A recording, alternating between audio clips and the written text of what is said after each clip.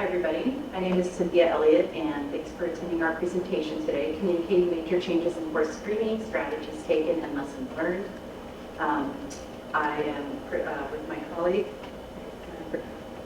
I'm Elizabeth Kominsky, and this was also created virtually by Sara Filion, who will be joining us today. We work in collection services at the University of Arizona Libraries.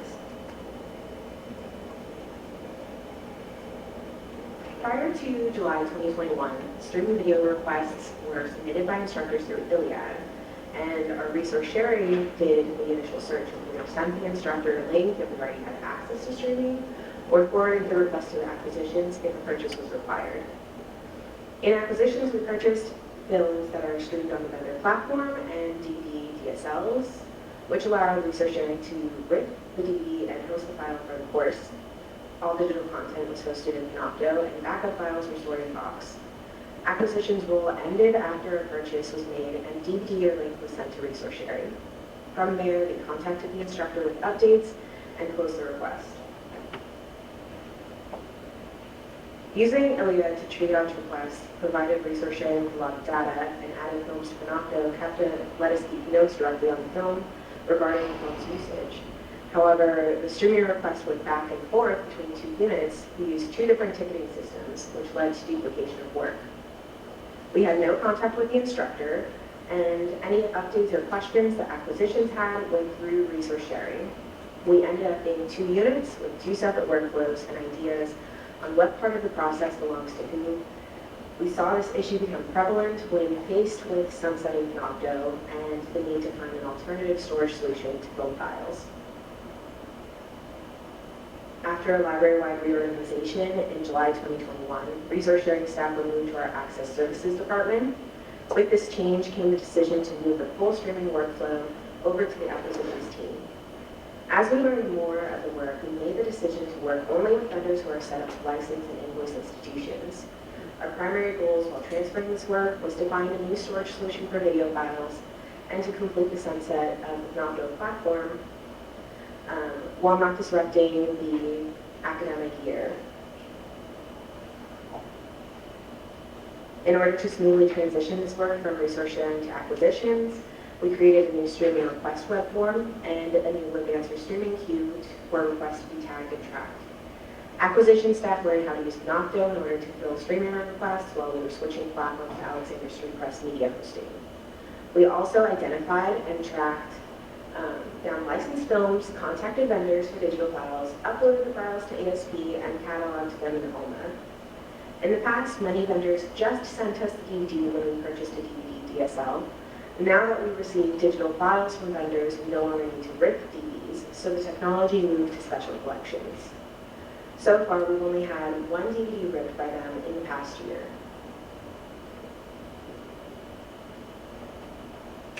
So all acquisition staff, 3 library services associates, and 2 supervisors are trained in streaming practices and workflows. Though there is a big learning curve, we're able to take on the new workload and learn new skills within a short amount of time. We refined the process as the year went on and noticed the benefits of having one team doing everything, from purchasing, invoicing, access to cataloging.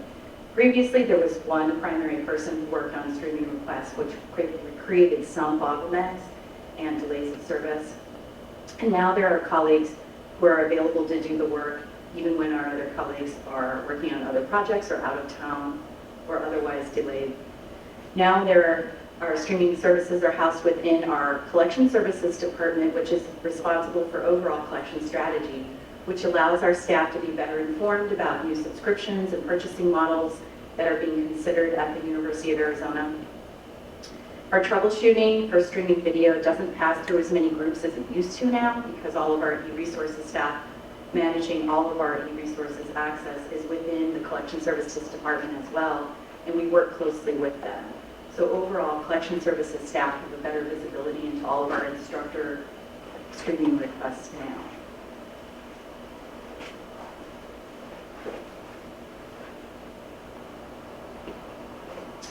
Several touch points of communication have been made with instructors, the library, and campus partners about the changes over the last 2 years. We informed instructors in early 2020 that our use of Panopto, which is an instructional platform that our campus uses, repeated, and we let them know we'll be ending every semester. We kept library colleagues up to date about the changes, and we continued to send direct communication about the Panopto service once the service ended in 2022. We're still reminding faculty of these changes to date, however.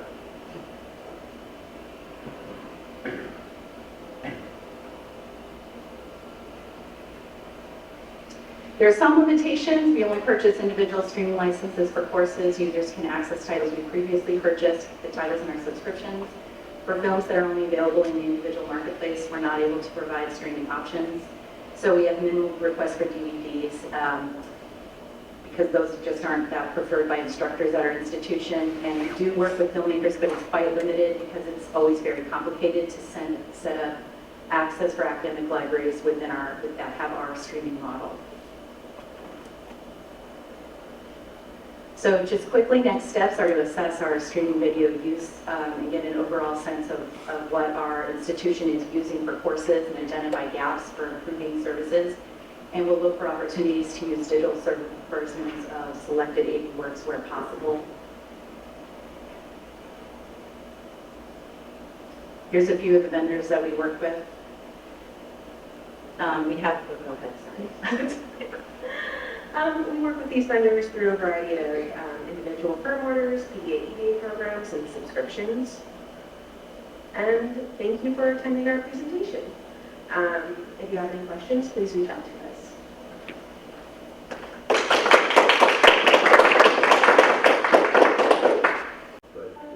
But this is okay. In a prior role before I was at Virginia Tech, I was at Old Dominion University, and I was the collection development coordinator, and I was getting some gifts during COVID, and or I was getting requests to take some gifts, and it made me really think about Shakespeare, and not so much Shakespeare, but the idea of how not everything that you get kind of glitters, it's not always gold. Because we know that a gift and a donation seems like it's free, but it's not always free. And in the United States, I thought I'd throw up some statistics because everybody loves statistics. But in the United States, giving is a big thing. And Giving USA, it's an institute out of the University of Indiana, actually puts these statistics together all the time. So, the idea with the Merchant of Venice, you have the three things, the gold, the silver, and the lead. You actually, when they picked the gold, it wasn't a good thing. It was rather the lead. And it made me think about the boxes of books that I was receiving. But then I thought to myself, how important are books anymore? But then I found some statistics, and it looks like, there's an upswing for printed materials. Now, I'm going to look at three different gift, instead of case studies, gift studies. And one of them actually includes DVDs. This is one that I didn't have as much interaction in, but because my institution at the time was doing it, I wanted to use it. I'm at Charleston. I have to put something in here about Rick Anderson. I met him yesterday for the first time. He talked about this in his book, Free Beer or Free Kittens. The idea with a beer, you just drink it, it doesn't cost anything. The kitten, there's so many costs involved because you're not going to get rid of the kitten. And when I think about collections, I thought, really books, serials, media, and data. I know there's a lot of other things, but for this presentation, it's more the books and the media. And I put this on a timer, so and I think the reason to accept the gift, I thought, I was just thinking broadly, but, obviously you like to strengthen your collection. You want to support the curriculum at your institute. There's always the idea of goodwill, and unfortunately, politics do come into the mix, and you're going to see that with what I'm going to talk about. So, the idea of processing gifts, a very simplistic way to think about it is you're going to take it, you're going to inspect it, then you're going to analyze it in the sense that you're going to decide if it really fits into your collection. And every institute does this. I don't think there's any institute that doesn't have a gift policy. And the processing is on the cataloging side. So you think about a timeline, perfect world, you can do all this in 1 month. But I figured, you know, what I was working on took about 6 months for each one.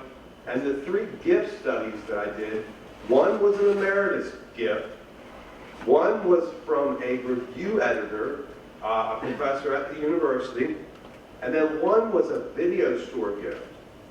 Now the video store gift, I wasn't as involved, but I know about it. So I thought, here, let me include some of the things that were in these gifts.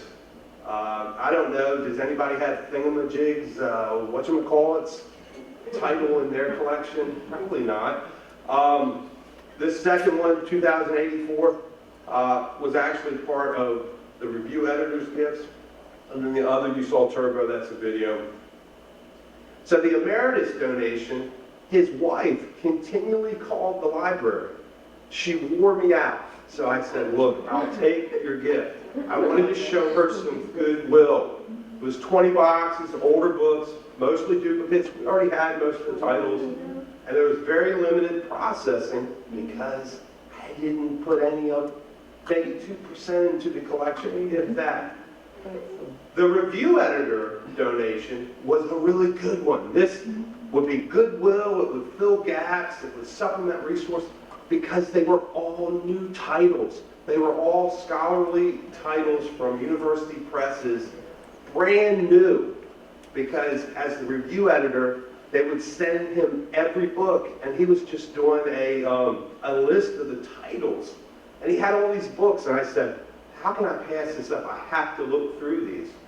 Now the video store donation, it's hundreds of boxes. This video store was in Norfolk for a very long time, very popular, a lot of people liked it, but then they went out of business because DVDs, it's just, you know, streaming's more popular.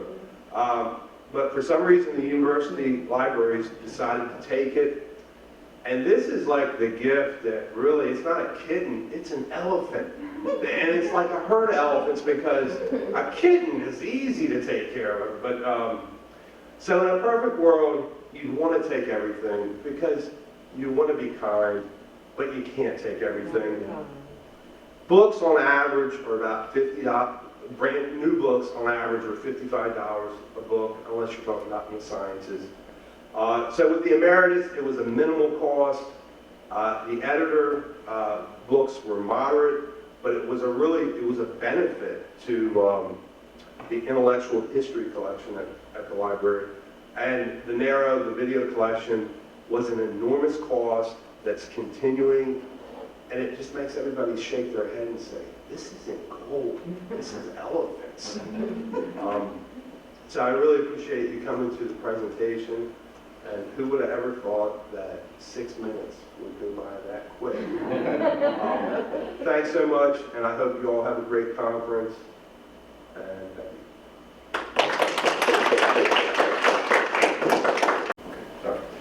Okay, hi there, I'm Brian Minahan, and this is Clark, and I can never pronounce your last name, so I'm going to...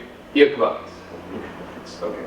I'm here to talk about metadata in ORCID. My name is Brian Minahan. I'm work for ORCID, called an engagement lead. So I interact with the community, libraries, publishers, funders. I'm a lapsed librarian. I was a scholarly communications librarian at Hong Kong Baptist University. And I was last at Charleston 10 years ago when I was in that role, so it's nice to be back.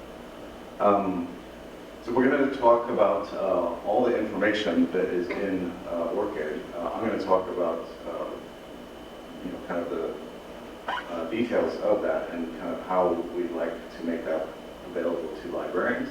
And then Clark is going to give a use case from Oklahoma State University, where he's done a lot of interesting stuff, extracting metadata out of what we call the registry.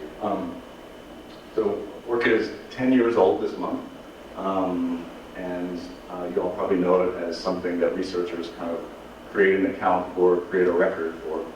But it's really quite a simple aspect. It's just, we call the registry, it's kind of like a Christmas tree poll. So these researchers' records connect to other systems, and according to their wishes, they may add affiliations, works, all kinds of other things that they engage in the scholarly communication life cycle. So in 10 years, in people either adding things manually, but more often connecting to those systems. In other words, adding branches to the Christmas tree, aluminum Christmas tree pole, to continue with that analogy. There's really a lot of stuff in there. It's kind of, we just kind of realized, I've been with Orchid for 4 years, and it's really starting to become obvious that it holds a lot of information. Just one thing about Orchid, I've brought some swag here, but didn't have a booth because we don't think of ourselves as a vendor, like some of the sponsors and things, because we're a nonprofit organization. We're very small. There's less than 40 of us. So, for instance, I interact with institutions in North America and across the Asia Pacific. That's why I live in Hawaii. So we're a very small, agile organization. Some of us are librarians, some of us are tech people, and have a mixture of experience. One other important thing is our values and founding principles, which is trust. So all of the information in Orchid is by your authorization or a researcher's authorization, and it can be removed at any time. So that's either added by yourself, the record holder, or a trusted system such as a publisher or a university.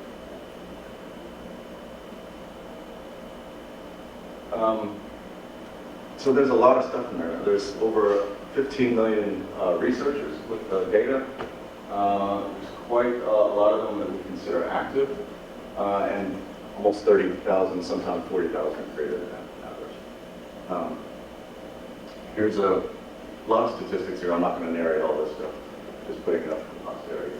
But one thing that we've been looking at is the percent of records by work type, and I've been thinking about this because we're trying to get less journal articles. So the DOI is great because that's how we get a lot of information in the registry, but we're noticing that almost 6 to 10% of records are actually books or maybe book chapters. So hopefully, and who knows, I'm hoping that there's some videos, films, and things in there, but because of the metadata, it's kind of listed in this under other category. So this is why the asterisk is there.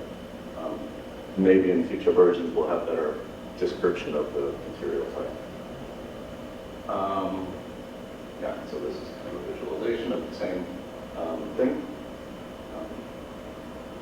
One other thing that's really unique about Orchid is we have other bits of scholarly output, like peer review. So you have all of this, again, it's quite a lot of peer reviews. This information comes from folks that journals communicate with, saying, Professor such and such did review this. It doesn't say which articles or works that the reviewer worked on. It just say Journal of Middle Eastern Studies, 1999 through 2004, something like that. And also funding awards. So that's another interesting aspect that people like to have attached to their working record that we're starting to have more and more of these days.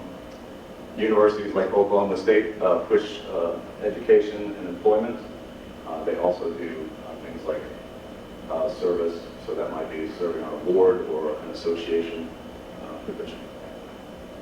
So there's all this stuff in there. So last year we created this thing called a dashboard.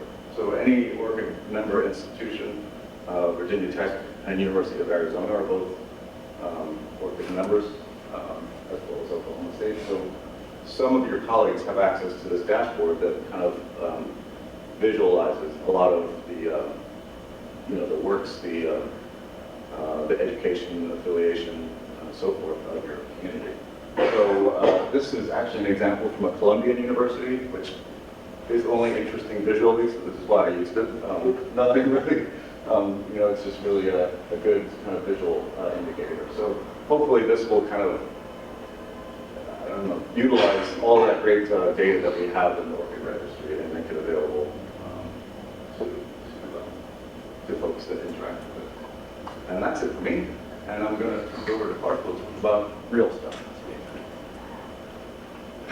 Very little time. Sorry. It's okay, no problem. So basically, we integrated ORCID to our research information management system, which is a single source of data on faculty work.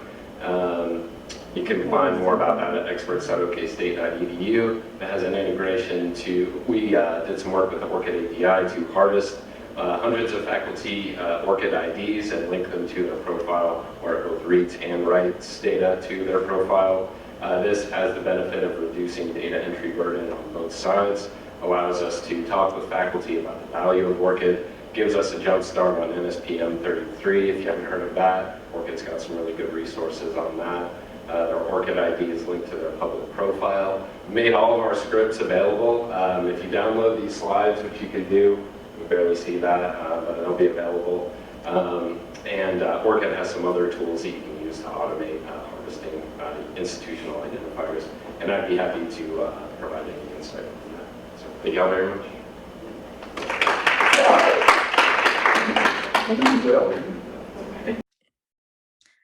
Hi, my name is Jackie Mann, and I am the Monograph Acquisitions Associate at Loyola University Chicago Libraries. And I'm here with my colleague and supervisor, David Gibbons, who is the Monograph Acquisitions Coordinator at Loyola. And we're going to talk about mindful acquiring, adapting print monograph acquisitions workflows to incorporate local outreach at an academic library. And so our project goal is to incorporate local outreach into the acquisition and deacquisition workflows. And we're doing this in two primary ways. The first is by buying monograph print books from nearby independent bookstores, which we officially began doing in August of 2021. And then we're also trying to donate discarded books to local organizations. So our first effort is to mindfully acquire by buying print books from local bookstores. Our past workflow is very standard. So aside from established approval plans that auto-ship print items, librarians who are also selectors select all their books in major vendor platforms like YBP. Myself and my colleague David then approve these selections, place orders, and the books arrive to us pretty much fully processed, both physically and in our ILS Ex Libris Alma. Our new workflow is actually pretty similar. So the books are still being selected, but we have identified certain areas of the collection that are most suitable for buying from local bookstores. For example, this includes our popular reading collection, which is managed by a particular librarian. She still selects books, but does so by updating a shared Excel spreadsheet. Every 2 or 3 months or so, I will verify that those selections are available from one of the local bookstores we have a relationship with. And I then place an order for the books from that bookstore, and those books get sent to us or picked up by us unprocessed. And so this workflow, unlike our typical workflow for acquiring books, does require some manual downloading of OCLC records, manual creation of POs and invoices, and the physical processing of the books once they arrive, including labeling, adding barcodes, adding protective plastic covers to dust jackets, etc. We were actually surprised to find that the cost per book to us is lower when we buy from local bookstores and do processing in-house. However, this requires more staff time, so it sort of evens out. Other positives of buying from local bookstores are that delivery times are actually much faster, sometimes less than a week from placing an order to delivery. It's a more personalized service, and we are diverting funds from large companies and increasing the university's positive presence in the community.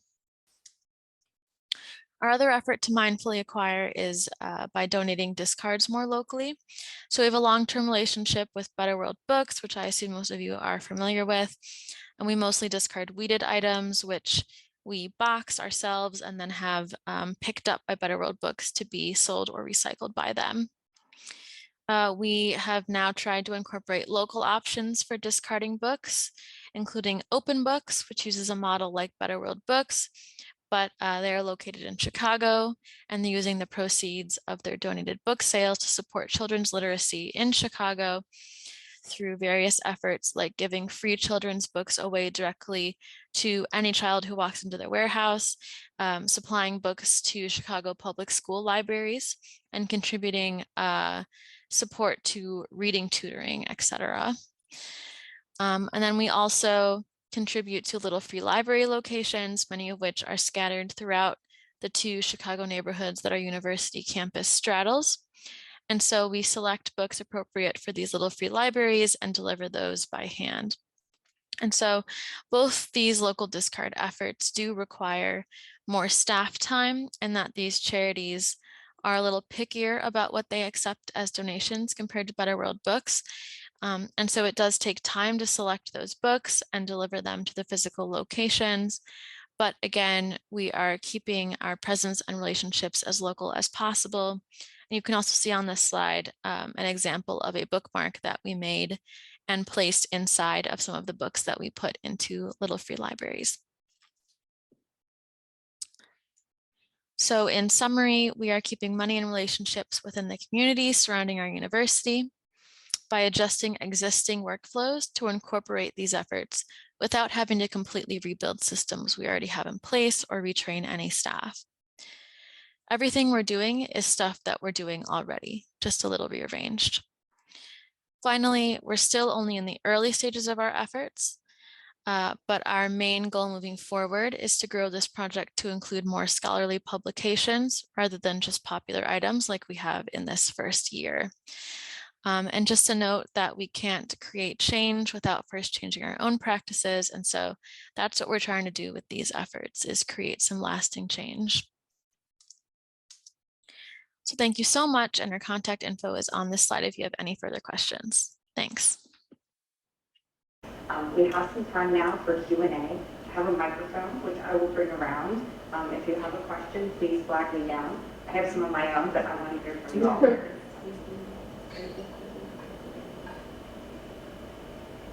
Who's got questions? Thank you. I have a question for the folks from Arizona. So I'm very curious. Right before the pandemic, we actually switched to using Panopto because we lost everything through Tug when they went down to hosting through Tug. And that way we were able to put it on our own server. But I'm curious as to why you guys moved away from Panopto. And it sounded like you're primarily focusing on a licensed model as opposed to outright purchasing your streaming videos. Is that correct? Yeah, I'll be glad to that. We used to rip all of our videos and put them up on Panopto, but there was no way to control the use of that. So URLs were used semester after semester. And so we made the decision to stop doing that practice. Our institution felt uncomfortable about it, so we stopped using Panopto for that purpose. We still host videos that we buy perpetually, and that's why we use the Alexander Street Press media server, because we just don't have another server. Our Panopto model doesn't allow us to lock down those URLs from semester to semester.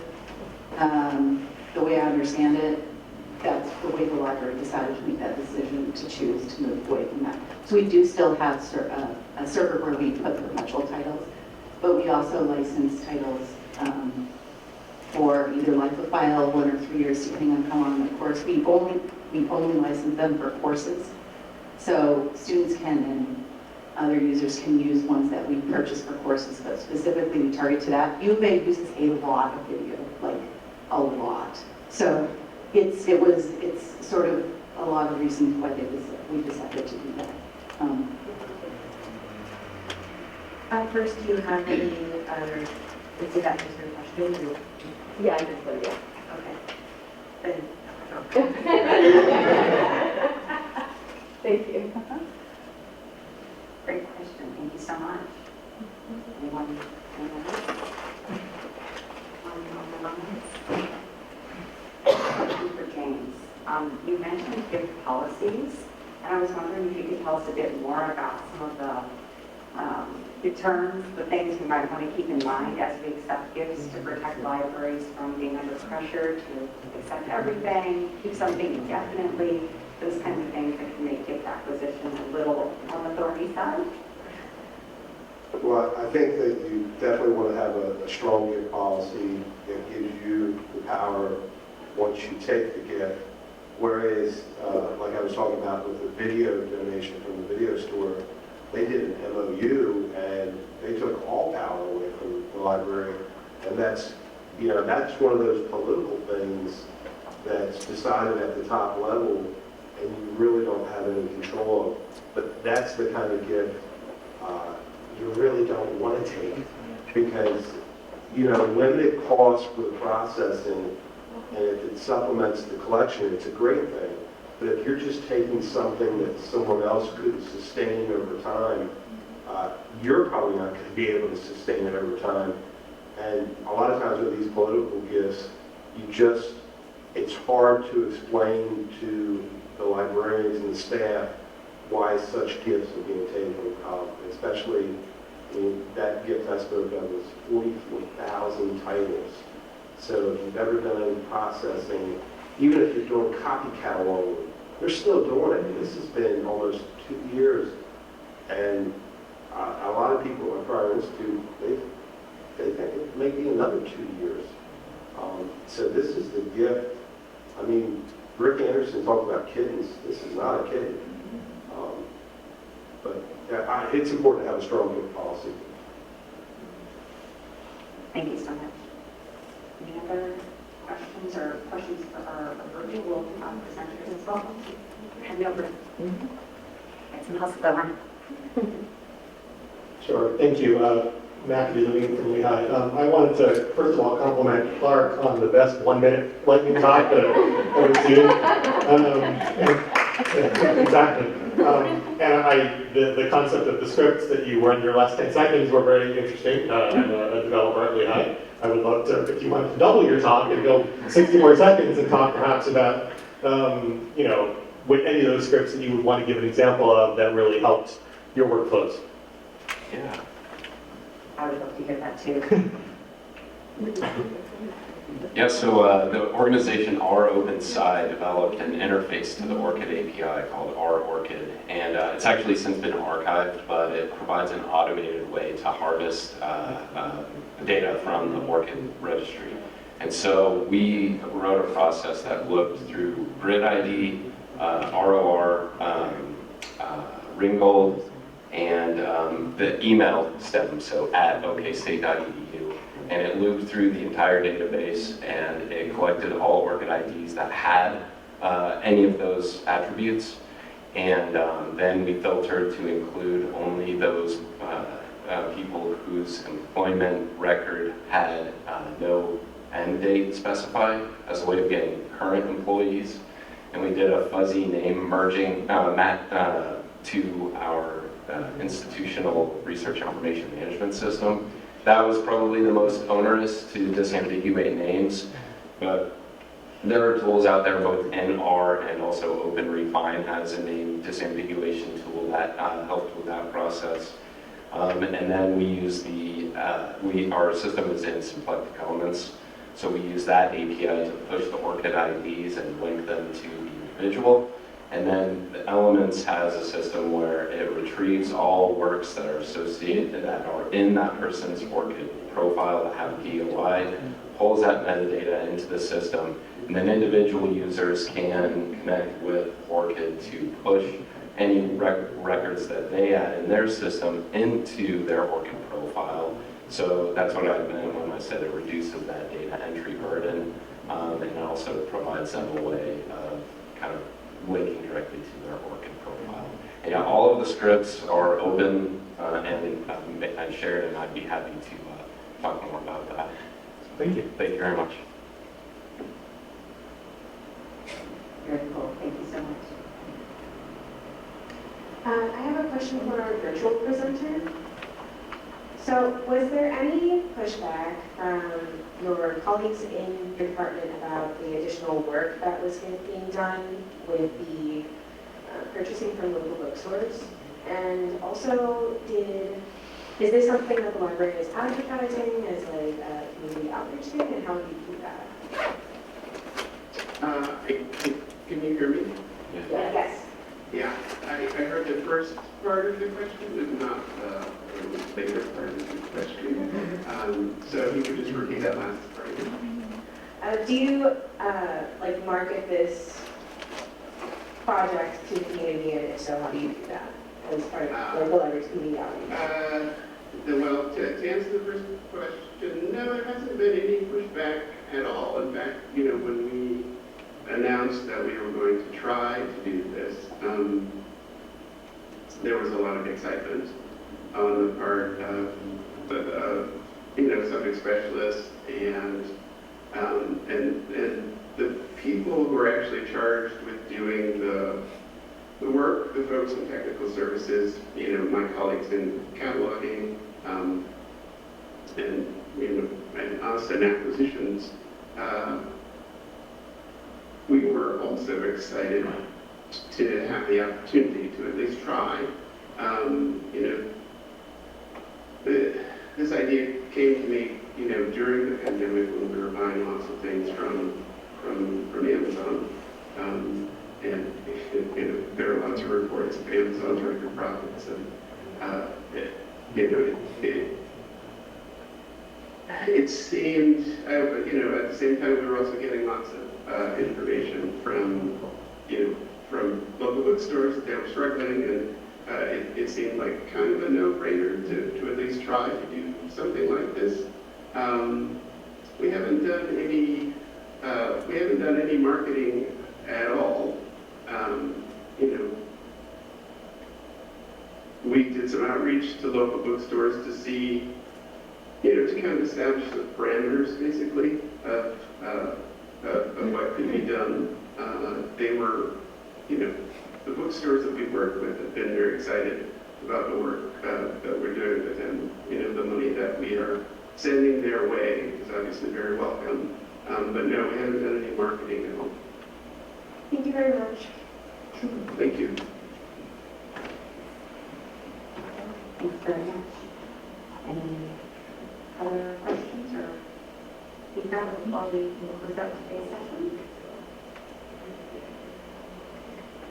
Thank you so much. I really appreciate all of the insights, all the questions that have been shared today. I know we have a lot to mull over as the conference continues, so I'd like to close with one last round of applause for our presenters today. Thank you.